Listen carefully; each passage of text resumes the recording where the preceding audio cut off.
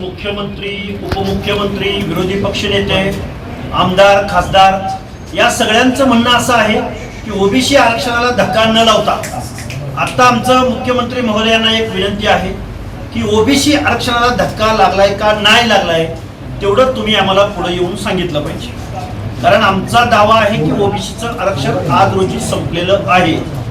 त्यामुळं आता आमचे मित्र आणि खूप महान पंडित, तत्वज्ञ आणि महाराष्ट्रामधल्या प्रत्येक मंत्र्याची, मुख्यमंत्र्यांची, आमदारांची आयमाय काढणारे मनोज जरांगे यांनी जे काही या महाराष्ट्रामध्ये जो दहशतवाद निर्माण करण्यासाठी जी रॅली सुरू केलेली आहे, सभा घेत आहेत, हा एक प्रकारचा जात पडताळणी समितीवरती आणि जात प्रमाणपत्र देणाऱ्या समितीवरती दबाव आणण्याचा प्रयत्न आहे.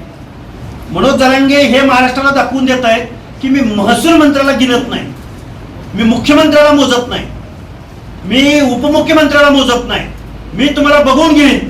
ही जी भाषा महाराष्ट्रामध्ये चाललेली आहे ही भाषा दहशतवादाची भाषा आहे. कारण या महाराष्ट्रामध्ये आता ओबीसी समाविष्ट झालेला आहे.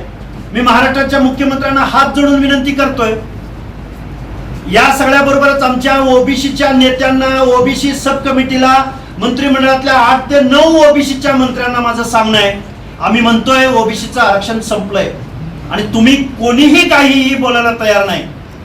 ओबीसी जनता संभ्रमित आहे, घाबरलेली आहे. त्याचं कारण असं आहे की आताच्या ज्या काही निवडणुका झाल्या त्या निवडणुकामध्ये ओबीसीच्या जागेवरती शासनकर्ती जमात असलेले मराठे निवडून आले का नाही आणि मग मूळ ओबीसी कुठं गेला याचं उत्तर मुख्यमंत्री महोदयांनी दिलं पाहिजे. मनोज जरांगेंची मागणी तुम्ही पूर्ण करताय. ही मागणी पूर्ण झाल्यानंतर साताऱ्याचं जिल्हा परिषद अध्यक्षपद असो, शिंदे आहेत त्या आमदारांच्या पत्नी, कोल्हापूरचं महापौर पद असो, पुण्यातली नगरसेवकांची पदं असो, उरळी कांचनच्या सर्वच्या सर्व जागा, ओबीसीच्या जागा या मराठा कुणबींनी घेतलेल्या आहेत. छत्रपती संभाजीनगरमध्ये तेच झालंय. बऱ्याच ठिकाणी महाराष्ट्रामध्ये ओबीसीच्या जागा गेलेल्या आहेत. आता ओबीसी बरोबर मराठा कुणबी असं दिसणार आहे.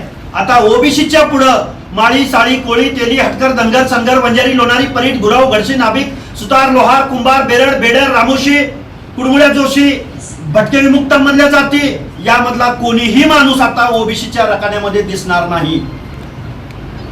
हा पुरोगामी महाराष्ट्र म्हटलं जातं. आमचा हा आक्रोश आहे. आता ओबीसीच्या लोकांना कळायला लागलेलं आहे. ओबीसीची माणसं, मुख्यमंत्री महोदय तुम्ही म्हणता ओबीसी आमचा डीएनए आहे, तर मग ओबीसीचं आरक्षण संपलंय का राहिलंय? 4 प्रमाणपत्र रद्द झाली तर मनोज जरांगे थै थै थै थै थै नाचायला लागला. मला मुख्यमंत्री महोदय सांगा की तुमची आयमाय काढली जाते.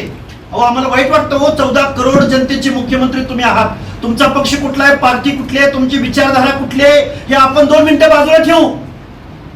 महाराष्ट्राचे महसूल मंत्री बावनकुळे साहेबांचा रंग काढला गेला, त्यांची शारीरिक ठेवण काढली गेली, त्यांच्या आईचा उद्धार झाला. दुसऱ्या बाजूला भाजपचे कार्यकर्ते बोलायला तयार नाहीत. तो प्रसाद लाड म्हणतो, लक्ष्मण हाकेला ठोकून काढतो. या महाराष्ट्रामध्ये चंद्रशेखर बावनकुळेची आईमाई काढली जात असताना, वर्णविद्वेष रंगावरनं बोललं जात असताना महाराष्ट्रातले पुरोगामी गेले कुठं? कुठल्या बिळात लपून बसलेत? अहो पक्ष पार्टी नंतर इथं जातीवरनं बोललं जात आहे, रंगावरनं बोललं जात आहे, दिसण्यावरनं बोललं जात आहे. हा वर्णविद्वेष नाही का?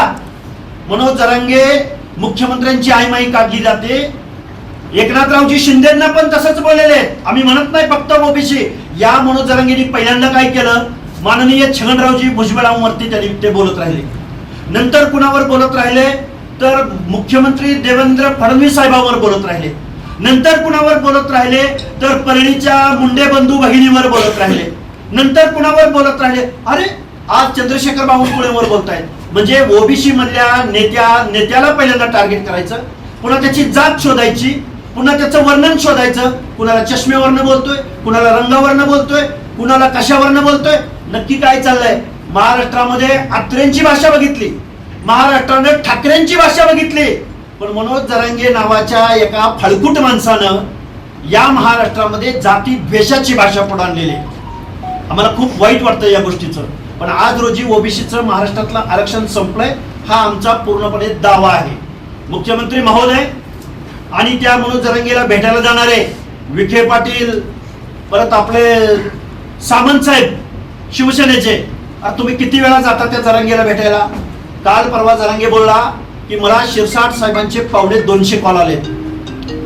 याला म्हणजे मनोज जरांगेच्या मताला 5 अधिकार आहेत आणि ओबीसीच्या मताला 1 अधिकार आहे. म्हणजे तुम्हाला ओबीसीच्या मताची काळजी नाही वाटत? मुख्यमंत्री महोदय, 2 उपमुख्यमंत्री, विरोधी पक्ष नेते, तुम्हाला ओबीसीच्या मताची फिकीर नाही? तुम्हाला राजकारण करायचंय ना? तुमचा पक्ष अडचणीत येईल असं वाटतं ना? अरे सगळे धोरशेती खाली वावरतात, एकही माणूस बोलायला तयार नाही, ओबीसीचे नेते बोलायला तयार नाहीत. नक्कीच चाललंय काय या महाराष्ट्रामध्ये? ओबीसी बांधवांची रिॲक्शन ही प्रचंड आहे. मी आज सोलापूरमध्ये आलोय. कुठून माणसं आलेत, कशी आलेत, ही सगळी नगरपालिका मधली माणसं आहेत. वेगवेगळ्या जिल्हा परिषदामध्ये सोलापूरचा जिल्हा परिषद अध्यक्ष केदार म्हणून आहे, त्यांनी ओबीसीच्या जागेवर आता जागा ती खाऊन टाकलेली आहे. इथून पुढच्या कालावधीमध्ये गावगाड्यातला ओबीसी, भटके विमुक्त जाती जमाती या नगरसेवक दिसणार नाहीत, महापौर दिसणार नाहीत, जिल्हा परिषद अध्यक्ष हे मी राजकारणावर बोलतोय. काल शिक्षकांची नोकर भरती निघाली. या नोकर भरतीमध्ये त्यांना जेवढ्या जागा हव्या होत्या त्याच्यापेक्षा 10% सुद्धा जागा आता कॅटेगरी मधल्या लोकांना मिळत नाही. याचं कारण काय? संविधान म्हणतं की शिक्षण आणि नोकरीच्या एंट्री पॉइंटला आरक्षण द्या. तुम्ही कुठला रोस्टर सांगताय? तुम्ही कुठल्या जागा तुमच्या फुलफिल आहे म्हणून सांगताय आणि मग आमच्या जागा फुलफिल आहे तर ईडब्ल्यूएसच्या आणि एससीबीसीच्या जागा कशा वाढतात? त्यांचे प्रतिनिधी नाहीत का तिथं? हे सगळं महाराष्ट्रामध्ये सामाजिक अन्याय चाललाय. ओबीसीचं आरक्षण संपलंय आणि बोलता बोलता माझ्या आंबेडकरी जनतेला आणि दलित चळवळीमधल्या सर्व पक्षांच्या गटप्रमुखांना माझं सांगणं आहे, आज रोजी ओबीसीचं आरक्षण संपलंय, तुम्ही पुढे आलं पाहिजे. आमची आर्त विनंती आहे, मागच्या चुका ज्या झाल्या त्या झाल्या, पण आज आम्ही जात्यामध्ये आहोत. उद्या एससी एसटी सुपा मधून जात्यामध्ये येणार आहे आणि आपलं आरक्षण संपणार आहे. जो प्रसाद लाड नावाचा हरामखोर रिश्वतखोर माणूस जो मांडवली करायला जरांगे पाटलाकडे जातो, त्या प्रसाद लाडच्या कंपनीनं काय ती crystal group of companies 1 lakh रोजगार घेऊन गेलाय हा प्रसाद लाड हरामखोर. ज्याच्या कंपनीचा 76% महसूल हा शासन भरतय, त्याला 12% सर्व्हिस टॅक्स दिला जातोय.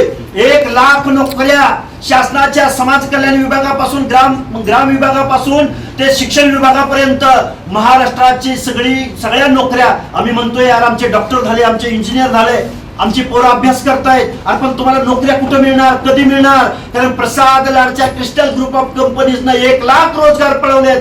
तिथं आरक्षण पाळलं जातं का मुख्यमंत्री महोदय? लाईक करा, कमेंट करा आणि सबस्क्राईब करायला विसरू नका.